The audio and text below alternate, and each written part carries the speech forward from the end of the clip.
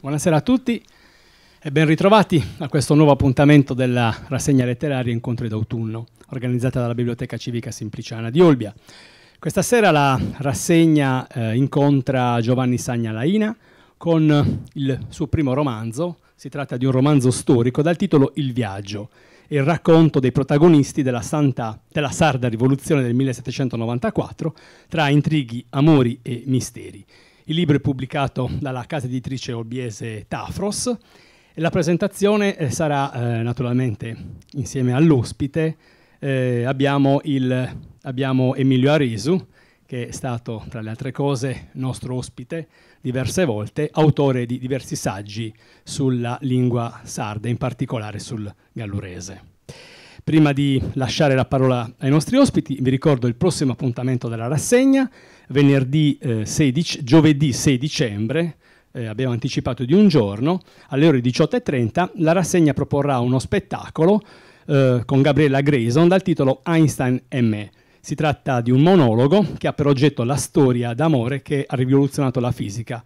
Il monologo è tratto dal libro Einstein ed io di Gabriella Grayson, in cui la protagonista racconta la vita di Albert Einstein dal punto di vista di sua moglie, Mileva Maric, anche lei fisico. Lascio la parola ai nostri ospiti. Vi ricordo che l'intera presentazione andrà in diretta streaming sul nostro canale YouTube della biblioteca e poi, se vorrete, potrete rivederla sempre registrata sullo stesso canale.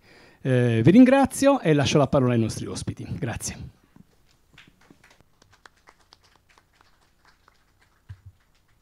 Buonasera a tutti e benvenuti a questo incontro. Vedo tante facce note. Non è attivo? Sì.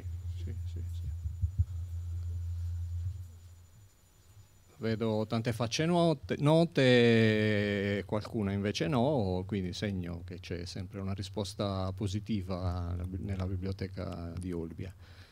Il mio compito stasera è quello di introdurvi alla lettura del primo romanzo del dottor Giovanni Sanna Laina, gallurese di origine, nativo di Olbia e poi successivamente trasferito in paesi francofoni e da lì protagonista di una importante carriera professionale diplomatica. Tutti aspetti di cui poi lascerò la parola all'autore, che ci potrà raccontare anche aneddoti, episodi interessanti della sua attività professionale. Giunto insomma alla fine della sua attività professionale, ha ripreso la sua vecchia passione per gli studi di storia e naturalmente per la cultura sarda in generale. E così è nato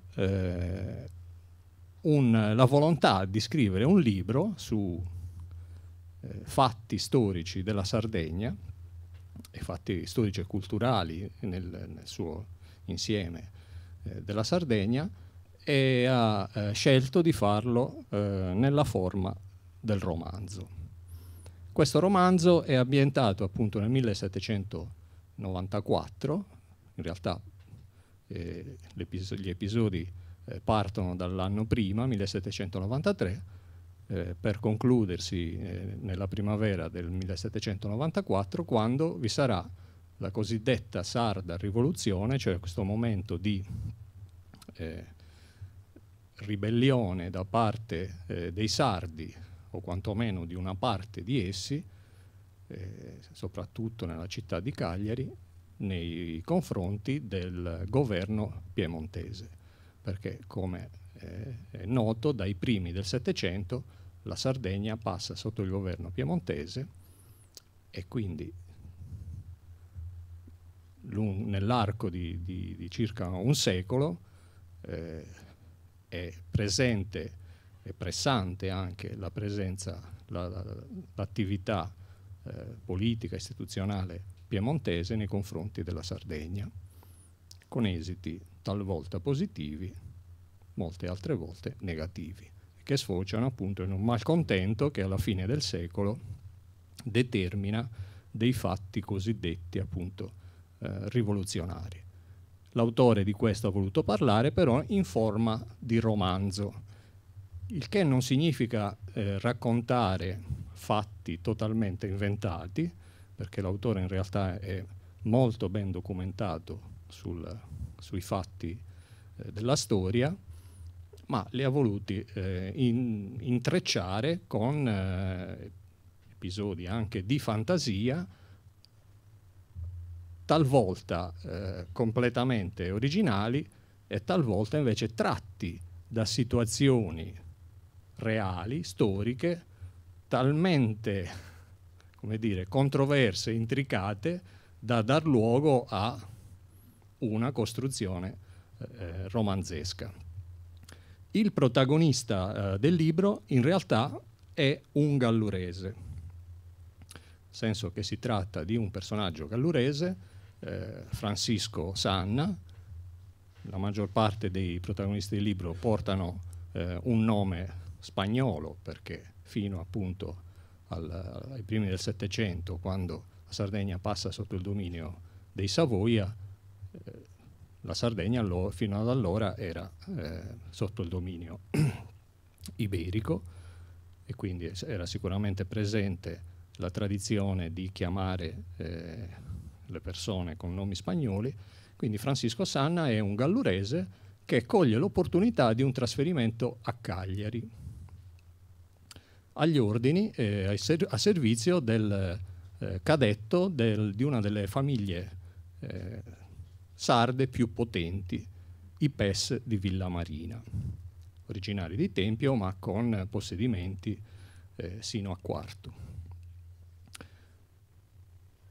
Da lì inizia un viaggio di formazione anche, che è un po' personale, individuale, perché ovviamente si tratta di un giovane protagonista che inizia a conoscere per la prima volta Sassari, e poi approda a Cagliari e si apre un mondo che è quello della Cagliari quotidiana, quello della Cagliari popolare, ma soprattutto è quello della Cagliari nobiliare o altoborghese, dove ha la possibilità, l'opportunità di conoscere i maggiori esponenti, rappresentanti della vita politica cittadina e in qualche modo anche, diciamo così, per via indiretta dell'intera Sardegna, considerato che parliamo della cosiddetta capitale della Sardegna. Lì si imbatte in una serie, proprio in una girandola di eventi, in una serie rocambolesca di fatti, anche contraddittori, che in qualche modo ci restituiscono un'immagine molto sfaccettata sia di quei fatti rivoluzionari sia dell'intera Sardegna nel suo insieme, perché ovviamente tramite questo personaggio l'autore ci racconta anche una serie di sfaccettature culturali, politiche, sociali, che ruotano tutte intorno alla situazione della contrapposizione col governo piemontese.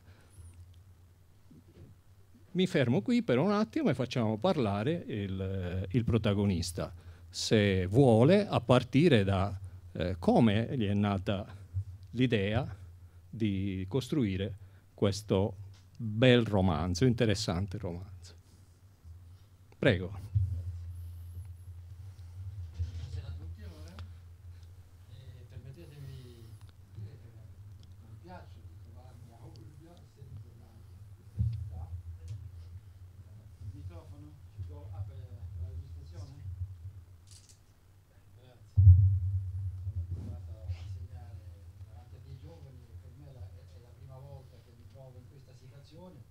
Mi scuserete se sono un po' maldestro e vi prego di interrompermi a qualsiasi momento, perché quello che conta è la conversazione amichevole che si può avere. Io volevo dire che mi rallegro moltissimo di trovarmi nella città natale, vorrei anzi ringraziare doppiamente il direttore, non solo per l'organizzazione di questa serata, ma anche per il fatto di trovarmi nella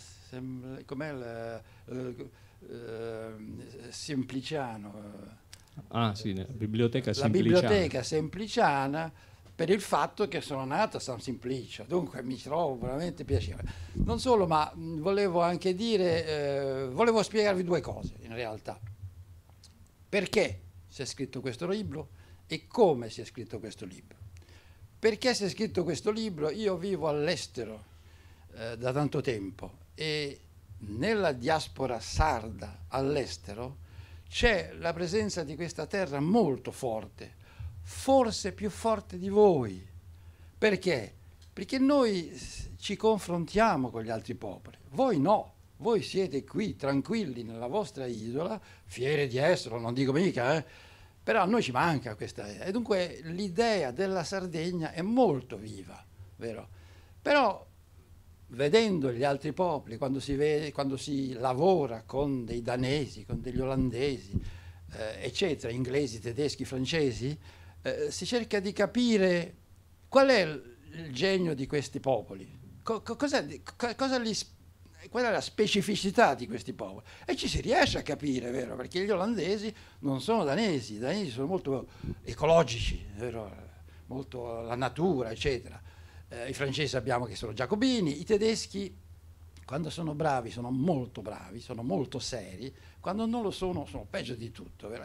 Si impara così a conoscere le cose. E allora uno si domanda, ma i sardi dove stanno in queste...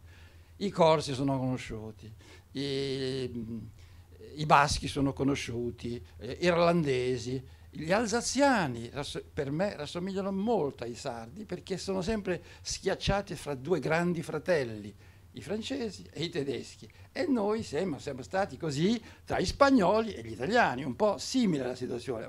In Sardegna non si pensa a questo. Dunque allora si pone il problema, insomma, chi siamo noi? È vero, io non oserei dare una definizione dei sardi perché non ho la competenza di farlo, ma mi sono detto che, e così arrivo al perché è stato scritto questo libro, cercare di far capire chi siamo, non solo ai sardi che magari conoscono male la loro storia, vero? Ma soprattutto ai non sardi, vero? E dunque, se io non sono capace di definire che cos'è la sardità, perché non è il mio mestiere, bisogna avere una cultura per questo, vero? Allora, la cosa la più semplice da fare, che cos'è? La storia. Noi siamo i prodotti della nostra storia, dunque scriviamo la storia, per far capire qual è la cultura dei sardi, che la storia ci ha definito come siamo. E arriviamo al secondo punto, come scrivere. Allora, qui si tratta di un romanzo storico, vero? E tutti sanno che cos'è un romanzo storico. In realtà non lo sappiamo bene che cos'è un romanzo storico, perché se prendiamo i grandi capolavori, per esempio Lorenzaccio di Musset, oppure il libro della Rosa di Umberto Eco, no, il libro mi sembra, non è il nome. È il nome? Perché io in internet ho avuto dubbi su... Vai, lasciamo stare. Il nome della Rosa. Quando si legge questi romanzi, che cosa c'è di storia dentro? Non insegnano niente, è fantasia pura, vero? Di riferimenti storici non ce ne sono, salvo l'idea dell'autore che magari è anticlericale e allora fa quello che gli pare e piace, vero? Naturalmente è un filone classico, non lo critico, sono grandi opere, non fraintendiamo, ma sono quelle grandi opere nel filone greco classico che esasperano le situazioni individuali, fanno il dramma greco, vero? E di storia ci rimane poco. Allora, questo a noi non ci serve. Se vogliamo conoscere la Sardegna e la cultura sarda, bisogna essere onesti, bisogna essere precisi, dire le cose, perché all'estero ci criticano. Io ho l'abitudine di fare dei regolamenti comunitari, vero? E c'è 27 segreterie, ambasciate che ci criticano parola per parola, vero? E dunque bisogna stare molto attenti, bisogna stare molto precisi, ed è quello che ho voluto fare. Cioè, ho avuto l'occasione di insegnare a Sassari e in Calabria e di circolare in Sardegna, raccogliendo ogni volta in 10 anni tutti i documenti che riguardavano la sarda rivoluzione. E mi sono fatto così una documentazione abbastanza precisa e dettagliata, cercando di individuare i veri personaggi della nostra storia, nelle vere situazioni politiche che hanno creato il dibattito e poi la conflagrazione, la rivoluzione. Insomma, la rivoluzione sono sempre il convergere di tanti contrasti. Dunque, quello che ho scritto in questo romanzo è esattamente quello che si insegna nelle facoltà di storia, sia i personaggi, sia i luoghi, sia i fatti stessi, è vero. Per cui concludo con questo libro è in realtà, questo romanzo è in realtà 2 libri, un'avventura tipo serie americane, vero? L'inchiesta poliziesca, gli amori controversi e quello che ha detto il dottor Aresu, però è ingranato con dei fatti assolutamente dimostrabili. Io ho i documenti di tutto quello che è successo e l'ho trascritto in questo modo. Questo detto, vi sento silenziosi, io sono a vostra disposizione, se avete delle domande sono a vostra disposizione. Grazie.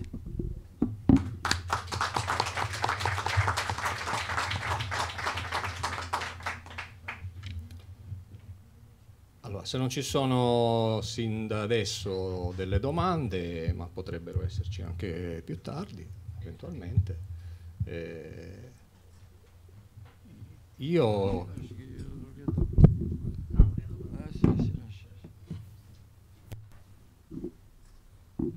chiederei invece, il dottore adesso ha voluto fare una pausa, invece io voglio continuare a farlo parlare.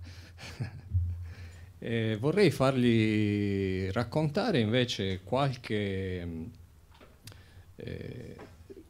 episodio, raccontarci la storia, però anche nel modo in cui lei l'ha descritta nel libro, nelle prime parti del libro, perché ovviamente non sveliamo i finali molto intrecciati e intricati.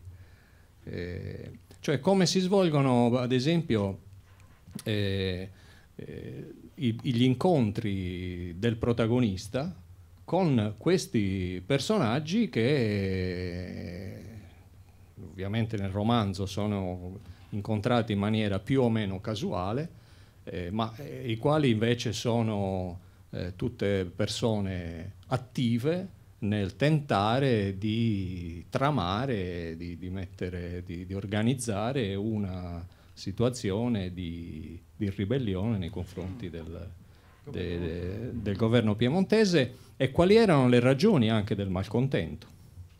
Sì, volentieri. Sì. Dunque, la trama è siamo galluresi e ci tenevo a che la Gallura emergesse, anche perché ho ritrovato antenati tempiesi e dunque andava bene. Ho cominciato a documentarmi sulla sarda rivoluzione, ma la situazione dei sardi in Sardegna a partire da un libro abbastanza noto, Da pastori a signori, che descrive molto in dettaglio la vita quotidiana in Gallura. Siccome siamo galluresi, dico, facciamo emergere un po'. Saggio di Meloni. Mele o Meloni? Di Mele. Mele, vero? Mi aveva molto impressionato perché era basato su un fondo documentario depositato da una vecchia signora a Tempio, che cercavo, mi faceva gola questo purtroppo è deceduta e la nipote abita a Nizza, dunque, ma aveva dunque gli atti notarili. Ci siamo scambiati qualche messaggio elettronico e mi ha spiegato che era una tesi di quando era giovane, era tanto tempo che l'aveva scritta. No, ho preso dei dettagli e ho colto l'occasione che c'era l'ultimo rampollo dei Villa Marina a Tempio, era il secondogenito, credo, giovane vedovo e viveur, insomma, che spendeva e spandeva i soldi del marchese, vero? Il marchese dunque a un certo momento lo richiama a Cagliari facendogli balenare una brillante carriera, e dunque lui, l'ultimo rampollo Villamarina, lascia Tempio, lascia la Gallura, vero? E cerca un assistente. Però si capisce dall'inizio del libro che non aveva un sacco di collaboratori già a Tempio, Palazzo, vero? Dei Villamarina, che c'è ancora, non voleva gente che lo conosceva. E dunque capita che tramite il sindaco, che è pure un PES, si chiamava PES Don Pablo PES, sì, era sindaco di Tempio, amico di Luis, il fratello del protagonista, si parlano dal parrucchiere Osvaldo, che ho preso questo nome da un parrucchiere di Olbia, che c'era questo nome, Osvaldo, e lì chiacchierano e si danno le informazioni, dice abbiamo fatto la battaglia della Maddalena, avete incontrato Bonaventura mi sembra, no Bonaventura, Bonaparte sindaco. E così dice che la seconda informazione vi interessa meno, ma però vi segnalo. E così si fa il connubio tra questo giovane fratello del capitano dei Baracelli, che parte per la grande avventura. Ora, io ci tenevo molto a fare la differenza tra le vacanze e il viaggio, perché le vacanze è una cosa rituale, necessaria anche quella, vero? Di riposo, di distrazione, eccetera. Ma il viaggio è tutta un'altra cosa. Il viaggio è un'operazione culturale. Per quello ho trovato utile di mettere questo titolo, Il viaggio, vero? Perché non è solo andare da Tempio a Cagliari, è tutta una scoperta di vita, tutto un insegnamento. Il viaggio si chiamava Le Grand Tour, il grande giro. Solo i ricchi lo facevano, andavano a Napoli, i francesi, gli inglesi, i tedeschi ricchi, andavano a Napoli agli scavi, che all'epoca del XVIII secolo c'erano gli scavi di Pompei, di tutte quelle cose nuove. Dunque era un viaggio d'avventura, di confronto con altre culture, e in sostanza era di vedere se quelle 4 o 5 verità culturali che noi abbiamo, che ci insegnano a scuola, sono cose generali, eterne, universali, ecco, sì.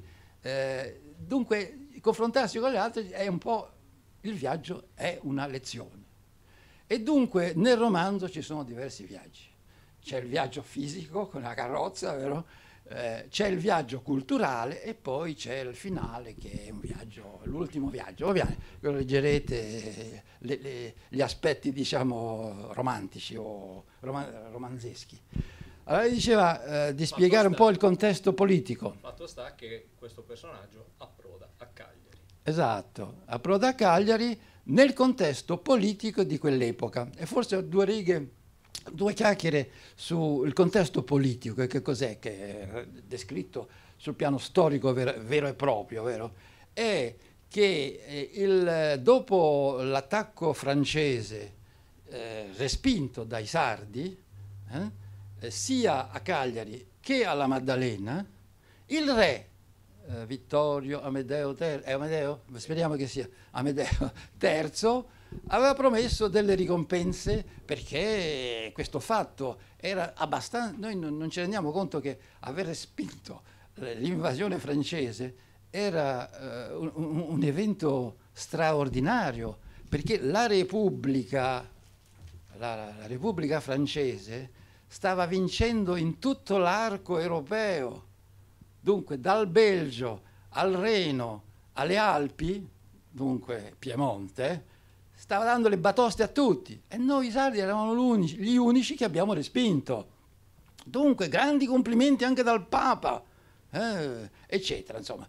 Allora, a partire da questa promessa che il re aveva fatto di ricompensare questi eroici sardi per il benessere di questo popolo, le ricompense non arrivavano, però La classe dirigente sarda, i nobili dunque, lo stamento militare, che erano i nobili, lo stamento militare non era sprovvisto come i piemontesi pensavano. E allora hanno colto la palla al balzo dicendo: qui non è che domandiamo 4 soldi e tendiamo la mano, noi siamo gente ricca, insomma, vero? Dobbiamo cogliere la palla al balzo per domandare delle riforme che avvantaggiano la gestione della Sardegna da parte dei sardi. E però se si domanda troppo non si ottiene niente. Dunque dobbiamo essere prudenti, dobbiamo limitarci a chiedere delle cose che sembrano naturali, e sono le famose 5 domande. Cioè, voi avete sentito parlare, no? Il ristabilimento delle corti, perché la corte era decennale e a quell'occasione si votava il donativo reale, vero? Erano 70 anni che non si faceva più. E dunque i sardi volevano ristabilire, perché allora si riuniva non solo lo stamento militare, ma anche quello ecclesiastico e quello reale delle 7 regioni regie, vero? Che faceva il Parlamento. E dunque noi avevamo un Parlamento, quando i 3 stamenti si riunivano, formavano le Cortes, cioè il Parlamento sardo, che deliberava diverse cose, tra cui il principale era Posso interromperla un Prego. secondo? Anzi, io preferirei che mi si interrompa. No, io approfitto di interromperla in questo momento, perché se notate è bastato trasferirci dalla Gallura a Cagliari, è bastato incontrare, mettere a confronto 2 o 3 situazioni, come governo piemontese nell'isola, risposta militare dell'isola nei confronti dell'attacco francese, complimenti dei piemontesi nei confronti dei sardi che rigettano l'attacco francese, richiesta da parte dei sardi di determinate risposte. In realtà la situazione si è già ingarbugliata, è già complicata, è già politica complicata, è vero? Complicata. Sì. Che si complicherà poi ulteriormente, lo dico non per rendervi la spiegazione più difficile, ma nel senso che poi i sardi avranno un doppio atteggiamento, che è quello nei confronti della Francia che invade e quello nei confronti dei piemontesi, per cui in teoria i sardi sarebbero dovuti essere a favore dei piemontesi, perché anche i piemontesi rigettavano l'attacco francese. In realtà la sarda rivoluzione si concretizza nei confronti dei piemontesi. Ecco, allora va spiegato che... Perché in realtà c'è appunto tutto il Settecento, c'è tutto un secolo di governo, o per meglio dire di malgoverno piemontese in Sardegna, o comunque insomma di governo che ha determinato scontento, per cui la sarda rivoluzione in realtà poi si concretizza nei confronti dei piemontesi con un doppio atteggiamento, Tant'è vero che anche alla Maddalena si compattano i sardi o anche a Cagliari si compattano i sardi per fermare l'invasione francese, ma questo non significa che fossero tutti filo piemontesi. No, il fatto è appunto che i piemontesi dirigenti dell'epoca, il viceré Balbiano, era impressionato da questa invadenza francese in tutta Europa. Certo. Dunque erano pronti a lasciare andare la Sardegna. Dunque allora i sardi hanno detto era pronto a tradire. No, era semplicemente che non si rendeva conto che i sardi potessero resistere ai francesi. Esatto. Allora, questo per dire che una situazione come qualunque altro intrico storico, politico, europeo, comporta saggi, studi, spiegazioni, comporta ore di studio nelle scuole, tutte cose che noi abbiamo, tutto tempo che noi abbiamo speso nei licei, nelle università, per conoscere tutti gli intrighi di mezza Europa, ma senza conoscere quello che è successo in Sardegna. Esattamente, allora, complimento, perché è veramente quello che volevo dire. Allora a questo punto interviene un romanzo che ci porta nei meandri proprio della nei politica. meandri, in un labirinto. No, la ringrazio molto. Certo, ma certo. Prego.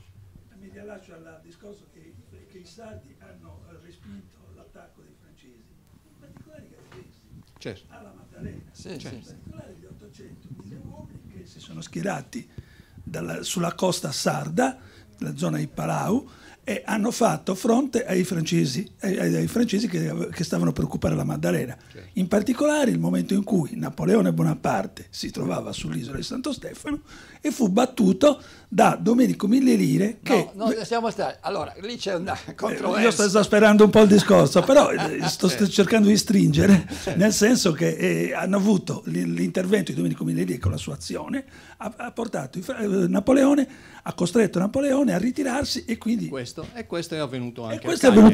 è avvenuto Cagliari. poi anche a Cagliari. Ecco, voglio dire certo che anche senso. la Gallura ha avuto la sua grossa parte in Che questo è stata episodio. minimizzata, che è stata trattata un po' male, dicendo una battaglietta da niente. No, è stata una vera è stata battaglia. una vera battaglia, come? E poi allora si attribuisce a Mille Lire, riprendo quello che stava dicendo, la vittoria sui francesi. Attenzione, non è del esasperato io, tutto, quello. erano schierati tutti i fuochi, tutti i baracelli di Certo. Luis e compagnia, per far impressionare i francesi, però l'idea buona di Mille Lire era di spostare, perché stavano contrattaccando i sardi, di spostare alcuni cannoni sulle alture del Capodorso. Sì.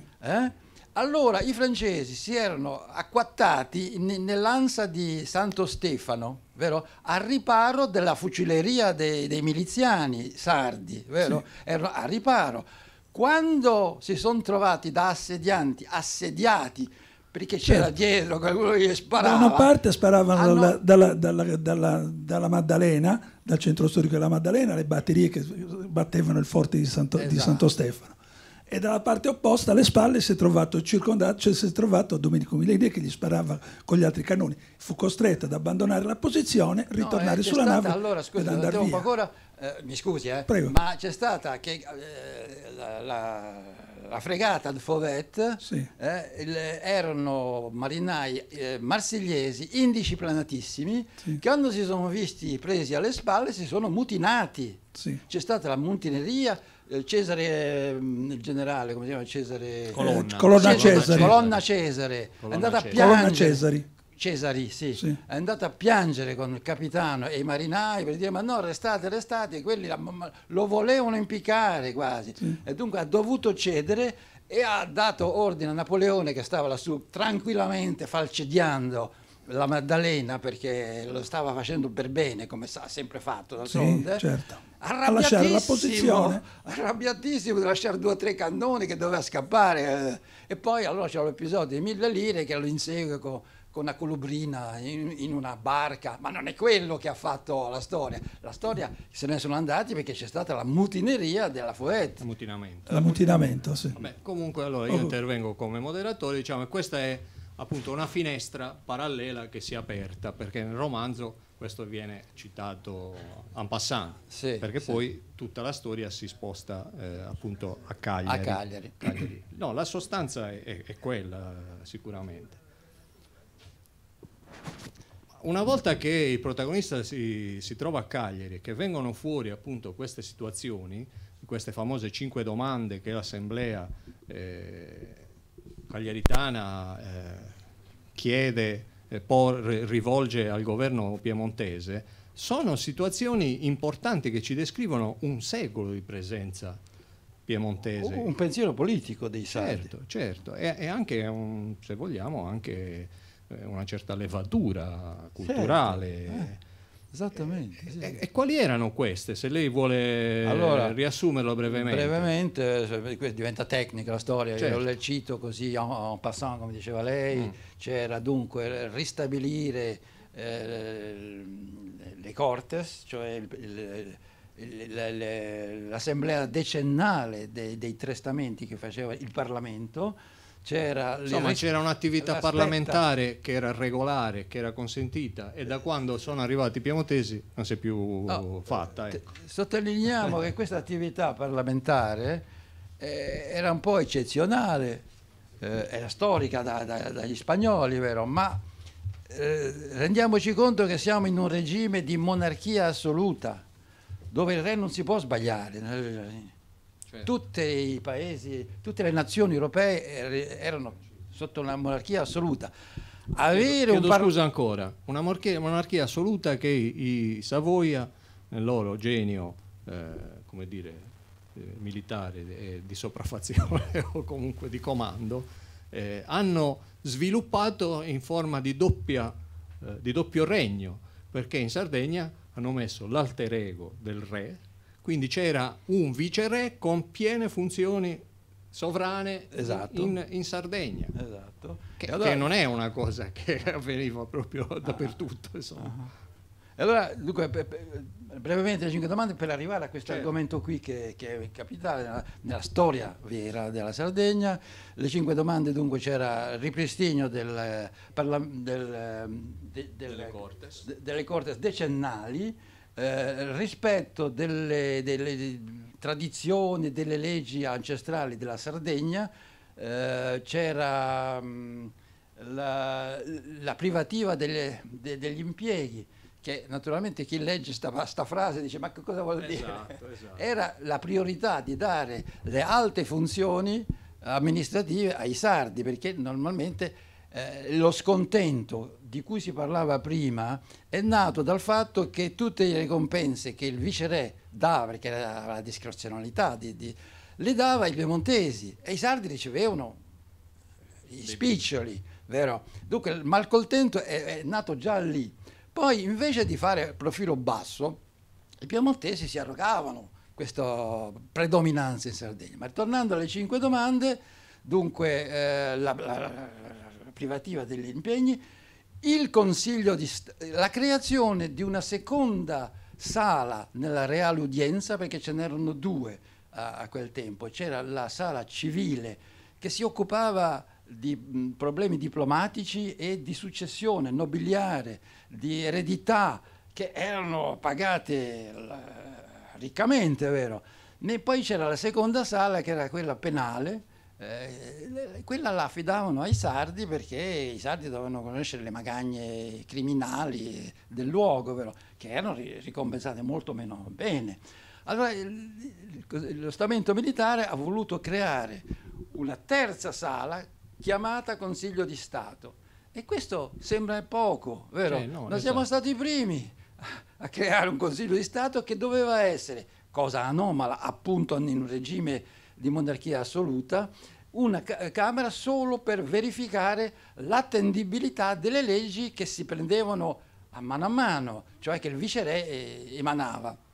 Il Consiglio di Stato in una monarchia assoluta è un'anomalia anche questa, ma noi siamo stati i primi.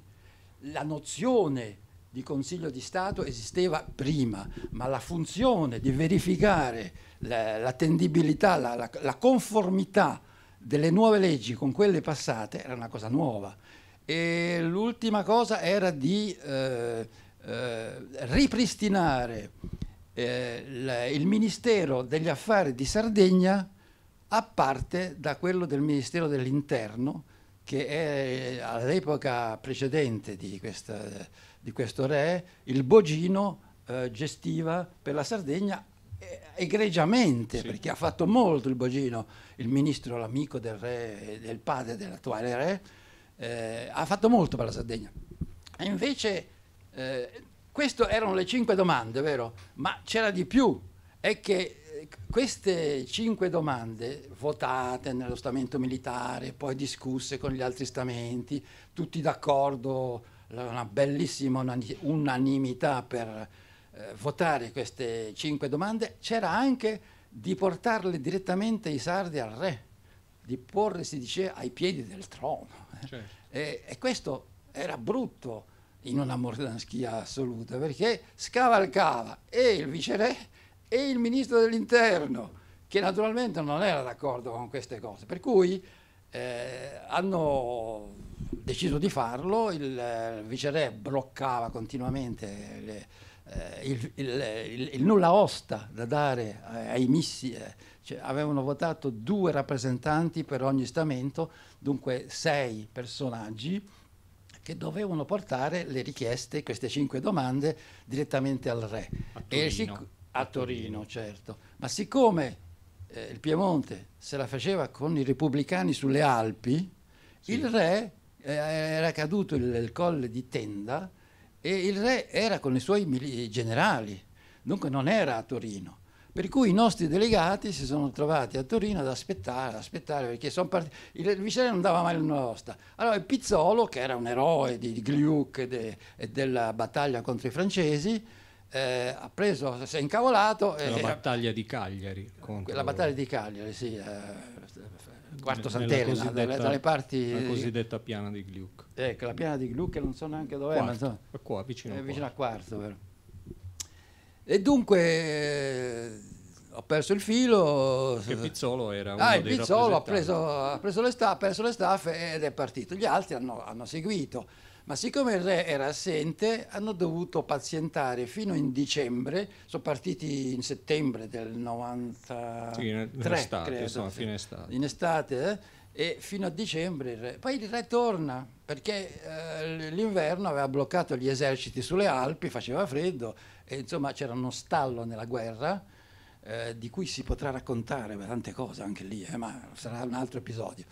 E torna e riceve i nostri delegati con una benevolenza veramente piacevole, tutti ringalluzziti, perché veramente li ha ricevuto con tanta cordialità i suoi sardi che avevano cacciato i francesi. E dunque organizza un comitato, un'assemblea, non so come chiamarlo, non mi ricordo più come la chiamiamo nel libro, per studiare queste 5 domande in modo... Una commissione speciale, vero, di alti funzionari piemontesi, ma che avevano lavorato in Sardegna e che conoscevano bene dunque i problemi della Sardegna. E dunque, fin qui, tutti speranzosi che queste 5 domande vadano a segno, vero? Ora, la commissione... No, chiediamo al pubblico, secondo voi come va a finire questa... Dopo questa accoglienza a braccia aperte da parte del re nei confronti degli eroi sardi che hanno resistito... No, no.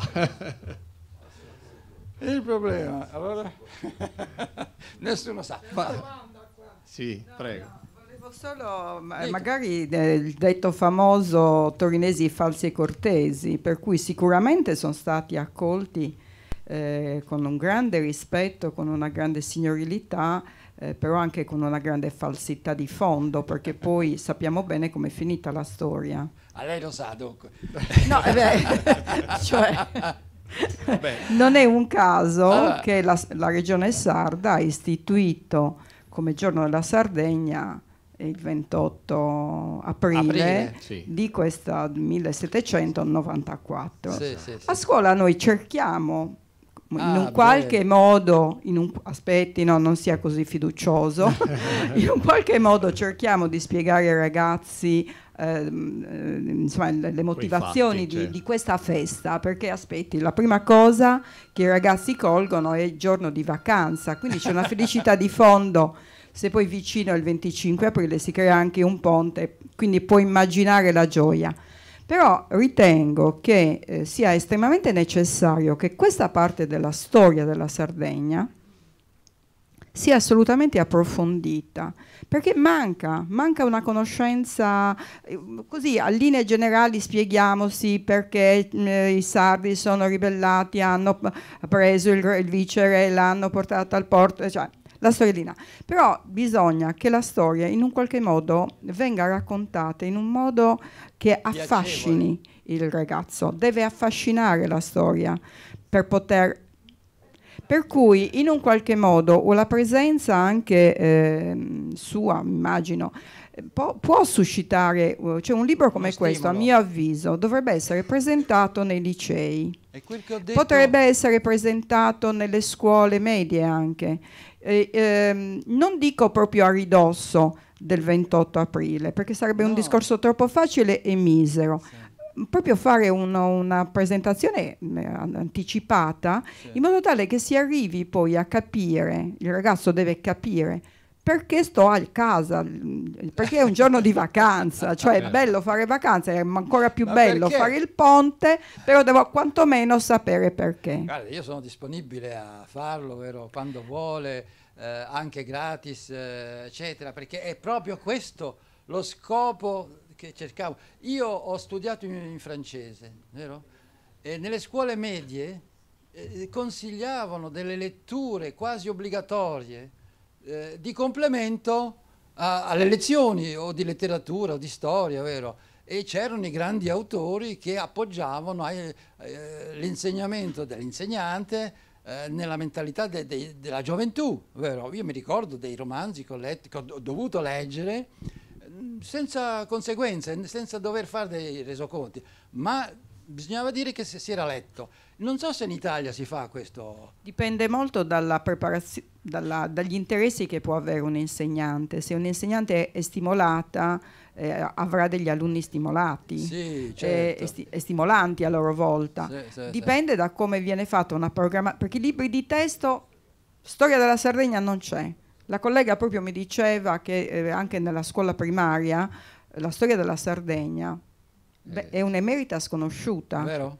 E quindi cosa succede? Che questo stesso potremmo sapere molto sulla storia dell'Italia, sulla storia dell'Europa, ma non sappiamo niente in maniera articolata. Sì, in maniera articolata, e non episodi. Si conoscono dei nomi, si conoscono degli episodi, ma la storia no. No, la storia non è difficile, cioè è un discorso difficile.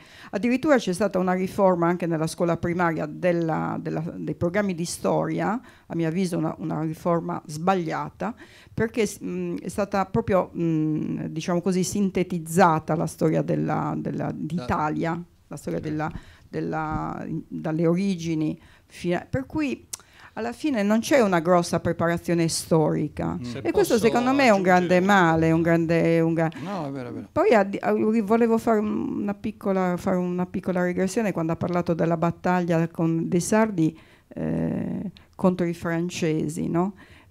Quasi avremmo fatto meglio a perderla la battaglia e stare sotto i francesi. Non dico in questo periodo storico, questo no, però voglio dire, perché ormai ma questo è il però seguito. voglio dire, se lei verrà le prossime volte ci sono 3 romanzi in preparazione, perché c'è La cacciata dei piemontesi, che è l'oggetto di questo racconto. Il secondo sarebbe il 95. Iniziate a capire che personaggio vi abbiamo portato. Vabbè, il 95 c'è il linciaggio degli alti funzionari sardi da parte dei populisti sardi, e questo è veramente un'altra domanda. È un richiamo all'attualità di oggi. Io con le questioni storiche, vedo che lei risponde molto bene a questo, si insegna il presente con la storia, vero? E dunque il terzo è naturalmente la rivoluzione tradita, l'epopea angioiana, vero? E poi ci sarebbe un ultimo. Va bene, questo era per dire che c'è in preparazione, se Dio ci dà la vita. Prego signora, lei. Ascolti, no, la mia è quasi un'ambasciata quella che le chiedo. I ragazzi il 28 aprile la prendono come giornata di festa, sì, e non come commemorazione oppure, diciamo, ricordo di quello che hanno fatto i loro padri. Perché? Perché nella scuola italiana, che è una scuola di colonizzatori, mi permetta, perché noi siamo sardi, abbiamo una nostra identità in mezzo al Mediterraneo, ok? Discendiamo dai popoli accadici, avevamo una nostra lingua che non era solo nostra, era la lingua che parlavano tutti i popoli del Mediterraneo. E l'italiano non è altro che un surrogato dell'accadico, come il latino. C'eravamo prima di loro, e malgrado diciamo gli storici, gli archeologi al servizio dell'Italia abbiano sempre negato o nascosto negli archivi, vedi il Museo di Cagliari come i Giganti di Montebrama, la forma scritta dell'antico sardo, perché c'è, e ancora viene negata.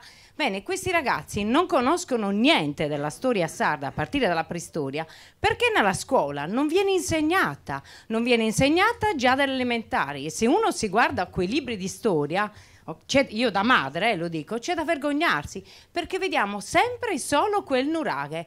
Noi apparteniamo e nasciamo come società megalitica, una società megalitica che è partita dalla Sardegna fino ad arrivare al nord Europa e non solo, che poi ha abbracciato tutto il Mediterraneo. Forse eravamo i primi, quelli che hanno insegnato a tutti gli altri. Certo, poi tornando alla scuola gradirei, anzi la ringrazio se ci farà da ambasciatore, la ringrazio in anticipo, che questa scuola oppure i sardi si riprendessero in mano la loro storia. Certamente. E incominciassero a insegnarla ai bambini in modo tale che quella giornata non venga più presa come giorno di ferie, di svago, perché non è una giornata di svago appunto, per me e non è neanche una giornata da dedicare, come ha fatto un ex assessore all'istruzione sarda, all'immigrazione. No, assolutamente, è una giornata del popolo sardo, dei sardi, e se tutte queste battaglie sono state vinte, per carità, quella con i francesi avrei preferito che l'avessero persa, era meglio perderla. È così come quella con gli austriaci, perché anche con gli austriaci noi abbiamo perso tanti giovani, anche mio nonno è andato a far battaglia lì. Chiedo scusa, però noi che siamo qui per parlare di questo libro anche in particolare, dobbiamo aggiungere anche una cosa che non dico che fornisca una risposta, però aggiunge qualcosa a quello che è stato detto dall'intervento della signora e dal suo intervento.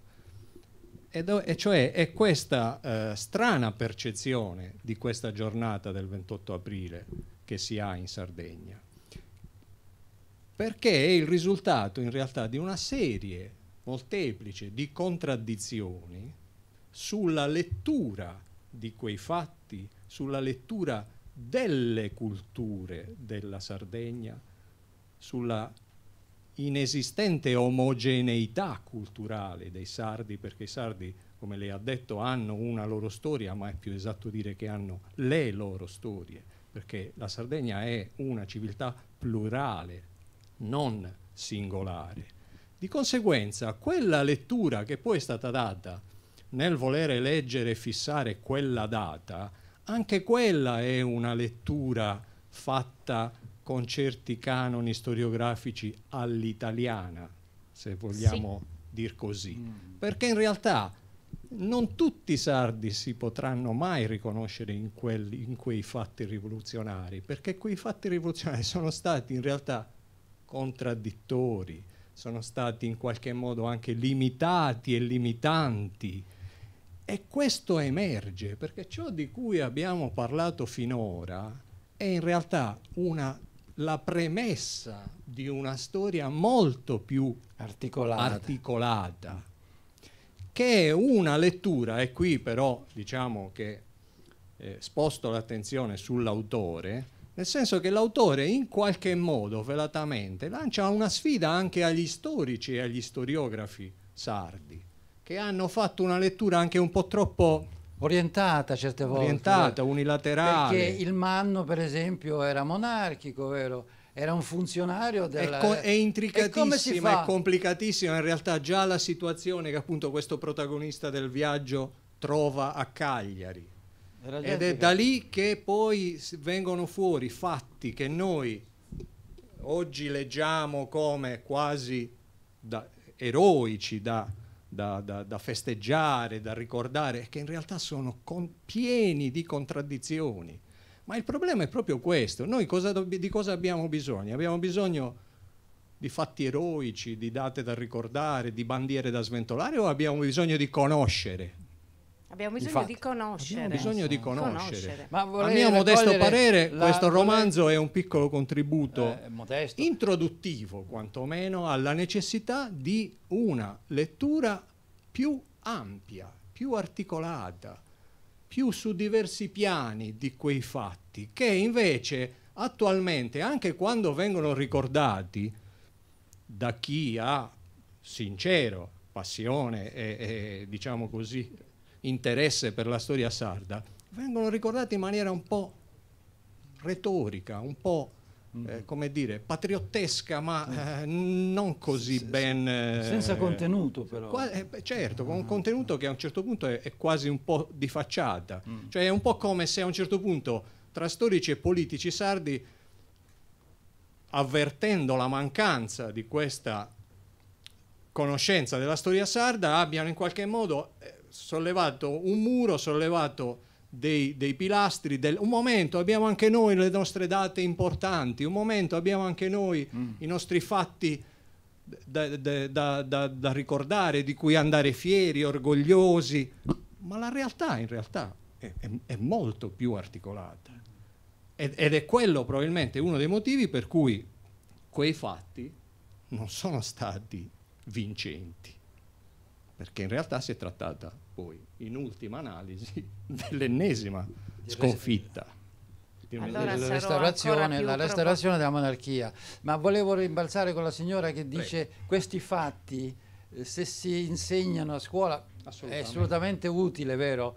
Però se vogliamo invogliare i giovani bisogna raccontargli delle storie come si vedono alla televisione, ed è questo che ho cercato di fare qua, vero?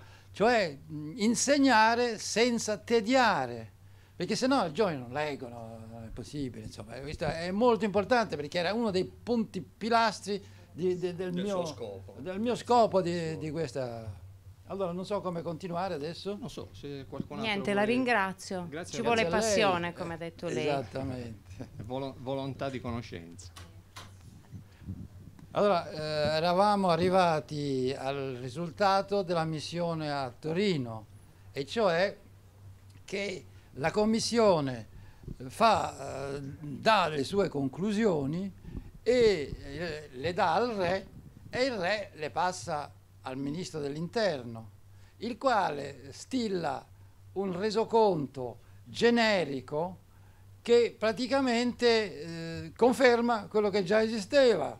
Dunque il re vedeva un progresso in le conclusioni di questa commissione e dunque una bottiglia mezza piena, mentre che i sardi dice ma questo già esiste, a parte la sala, la terza sala, dunque, vero? Il Consiglio di Stato, che era una cosa nuova, tutto il resto era già esistente, per cui è stato uno schiaffo al malcontento che già esisteva a partire dalle ricompense che non erano arrivate.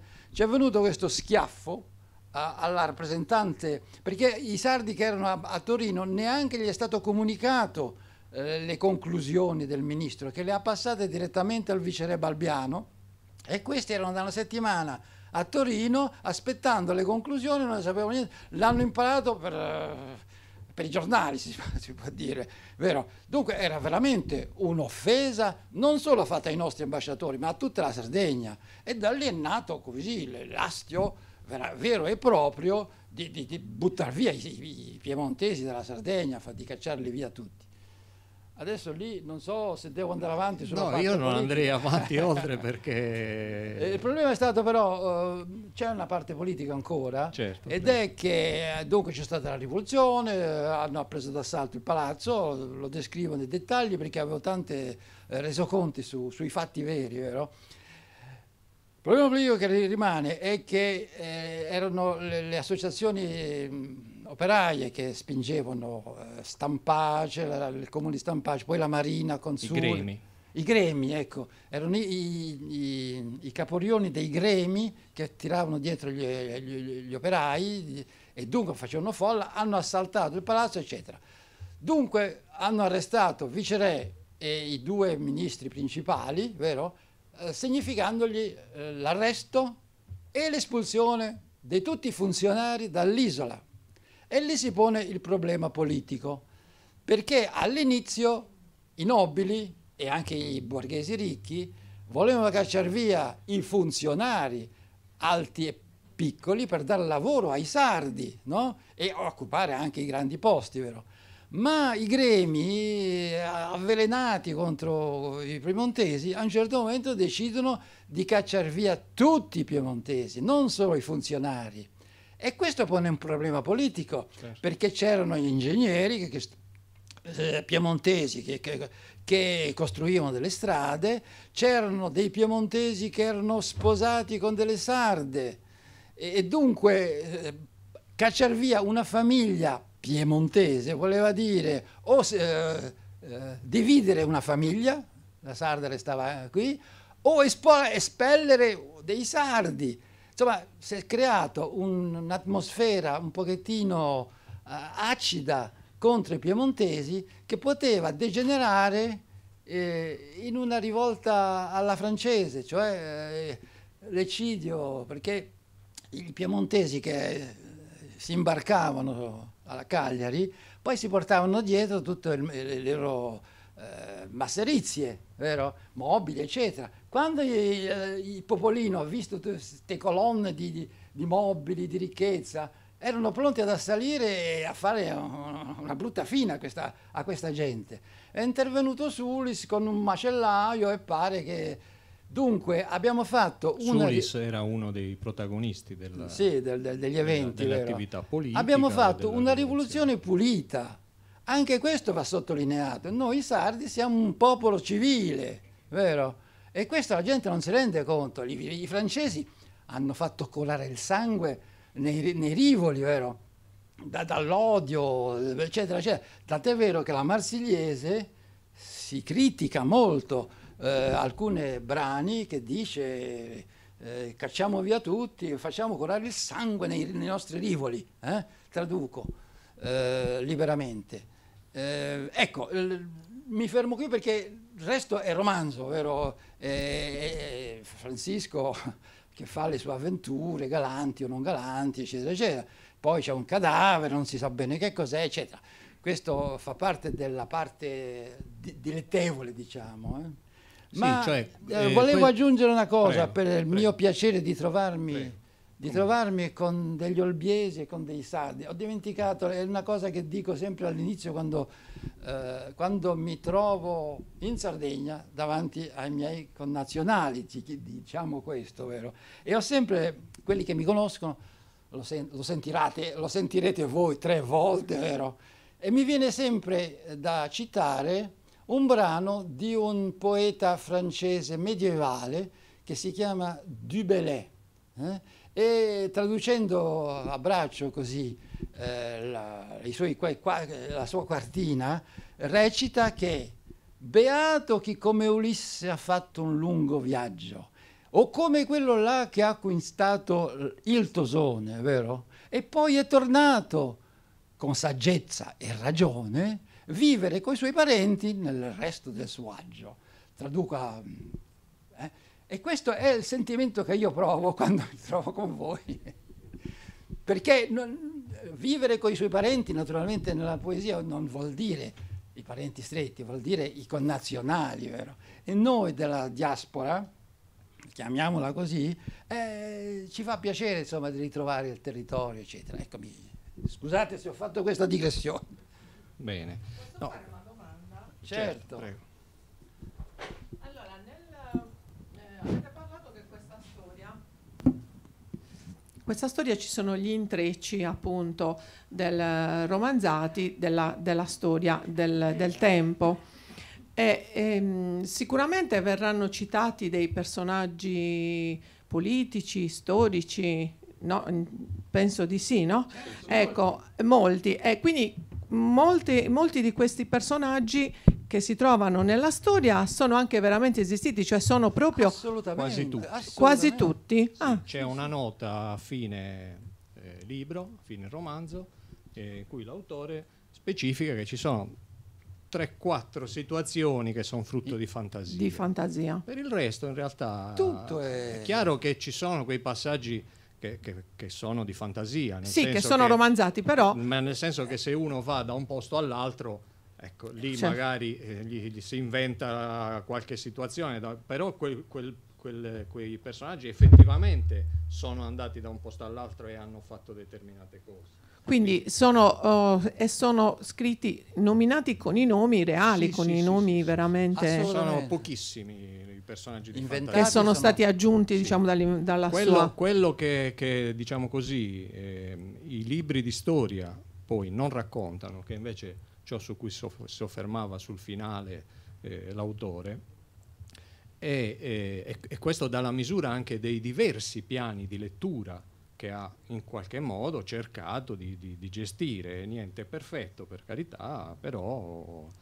E cioè che c'è anche il piano personale, individuale, emotivo, di partecipazione. Mi permetta, perché umano. mi allaccio a questo per completare la risposta, è che non solo sono autentici, ma ho avuto la fortuna, quando insegnavo a Sassari, all'università, di fare le librerie, di trovare un'opera monumentale della dottoressa Del Piano, di Cagliari, che ho avuto il piacere di incontrare, e che fa la lista dei giacobini moderati o scalmanati, non mi ricordo più come dice, no? No, moderati. Moderati e non scalmanati, ma insomma per dire che erano virulenti, vero? È un dizionario che io mi sono ispirato, me lo sono letto, è una cosa grande così, me lo sono letto per individuare, perché c'è la genealogia di tutti questi personaggi minori, anche Asquer, Visconte di Flumini,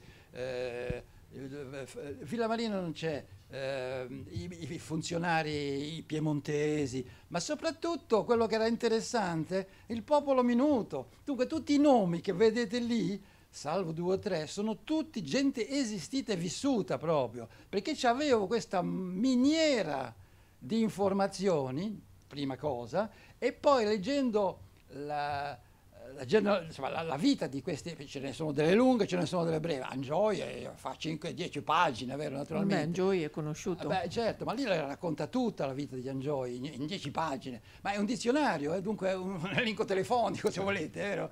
E dunque per altri c'è di meno, ma quello che ho voluto fare è di inserire nella trama romanzata il carattere di questa gente, perché mi sono fatto delle idee, dunque completando le informazioni che c'erano in queste cose, quelle reali, altre, di vedere quale poteva essere la psicologia di questi personaggi. E dunque c'è un Dice che chi conosce la storia, le leggende di Cagliari, sa che è caduto nella grotta dei Colombi, vero? E dunque per me, la grotta dei Colombi è diventata, c'era il vento che soffiava nella concavità, dunque era lo spirito del Dice, per cui era un luogo di caccia ricercatissimo dai cacciatori che venivano in barca, non si sono più avventurati in quella grotta perché c'era l'anima del Dice. Dunque io ho pensato che Dice era un cattivo, vero? Certo. Eccetera. Così ho lavorato a partire da questa nomenclatura dei personaggi, e molti sono citati. Il dottor Aresu ha voluto elencare, questo certo. è uno dei consigli che mi è piaciuto molto, elencare questi personaggi che sono veramente esistiti, dunque sono tutti autentici.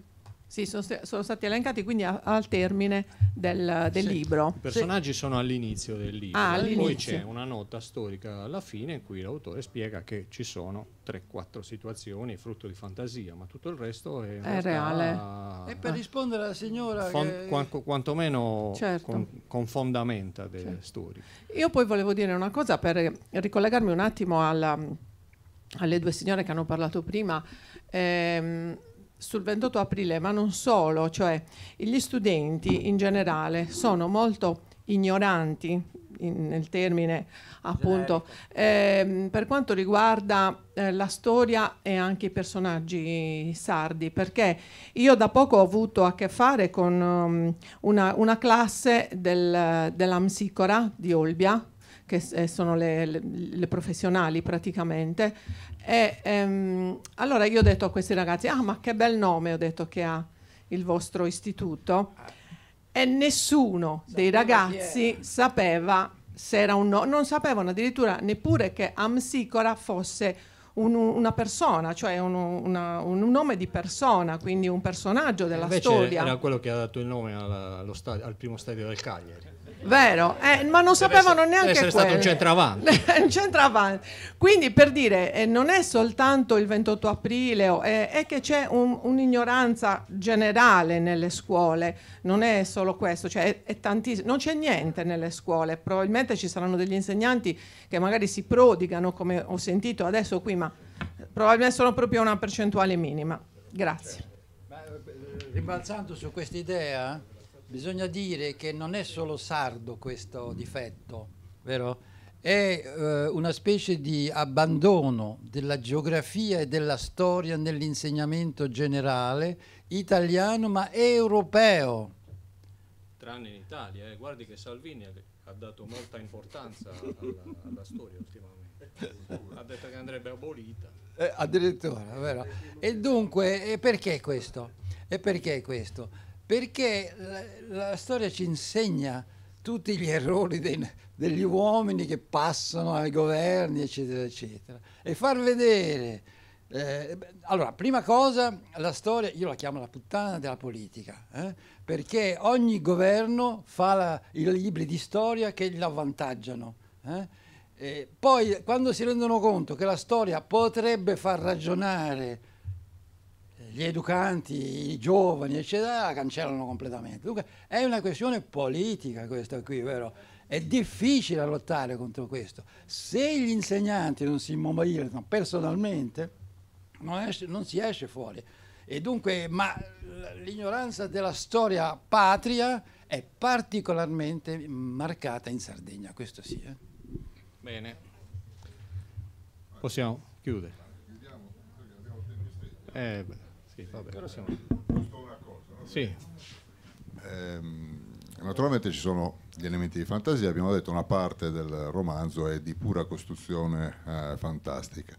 E quindi volevo chiedere all'autore, c'è anche nei personaggi citati, c'è anche qualcosa di autobiografico? Questa è una brutta domanda. Prima di tutto, sulla carriera non posso parlare perché c'è l'obbligo di riserva, vero? Sì. Dunque, sull'Europa, per esempio, dovrei dire solo una cosa, che rendiamoci conto, qua qu'on dise, che ne dica Salvini, che io non critico, attenzione, non è politica questa, perché a primo acchito mi è piaciuto che l'Italia sia presente a livello europeo, però quando si mette a fare delle cose sguaiate contro l'Europa, allora no, è esagerato, insomma, va a criticare Juncker, il presidente della Commissione, dicendo che è ubriaco, ma insomma si attacca una persona sulla malattia fisica che ha come si chiama Irene? Lombalgia. No. Insomma, c'ha dei problemi di salute, per quello che traballa in generale, non è ubriaco. Insomma, però rendiamoci conto che l'Europa è il solo continente dove la guerra è vietata per legge, vero? Perché i Stati membri hanno firmato il divieto di guerra e guardate nel mondo cosa succede, siamo il solo continente che è vietato dalla guerra, tutta altrove, tutta eccidi continui, vero? E allora sulle questioni personali, sì, è chiaro che quando il giovane Francisco è trascinato da Don Joseph Pes al stamento militare, si trova d'un tratto catapultato nel governo della nazione sarda, con i più grandi personaggi che cito, perché ci tenevo a farli conoscere, questi nomi, i grandi personaggi dell'epoca, tutti nobili naturalmente, perché il stamento militare bisognava essere nobili. Allora questo giovanotto che cosa fa? Beh, un'esperienza personale, si trova davanti al governo dell'isola, la stanza dei bottoni dove tutto si decideva, insomma, gli gira la testa, cosa che mi è successa effettivamente, ma vediamo, lasciamo stare. Per caso mi è successo. Bene, ringraziamo tutti voi che siete intervenuti e ringraziamo i i dirigenti della biblioteca, Dario Maiore, l'editore, e l'autore Giovanni San Raina. Grazie.